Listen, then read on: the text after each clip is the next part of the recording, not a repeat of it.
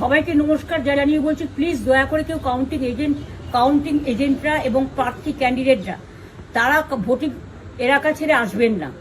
Strong রুমে যেখানে counting হচ্ছে মানে সেন্টারে, সেখান ছেড়ে কেউ আসবেন না। এটা বিজেপির প্ল্যান।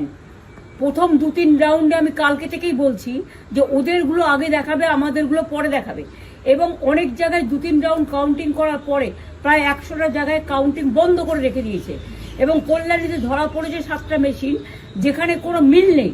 এটা টোটাল ফোর্স, পুলিশ সেন্ট্রাল ফোর্সকে দিয়ে চারিদিকে তৃণমূল কংগ্রেসের উপর অত্যাচার করছে, অফিস ভাঙছে, জোর করে দখল করছে। এসআইআর নামে আপনারা দেখেছেন ভোট লুট করেছে যাতে যে সিটগুলো জিততে পারে। কিন্তু এখনো এমন 70টা সিট আছে, 100টা সিট আছে যেগুলো আমরা এগিয়ে আছি, সেগুলো বলছে না। টোটালটাই মিথ্যে নিউজ খাওয়াচ্ছে।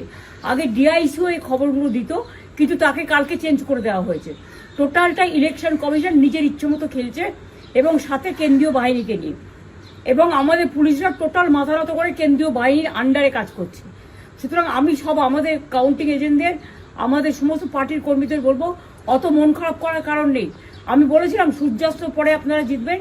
3 রাউন্ড 4 রাউন্ড কাউন্ট হলেও এটা 14 রাউন্ড থেকে 18 রাউন্ড কাউন্ট হয়, তখন আপনারা জিতবেন।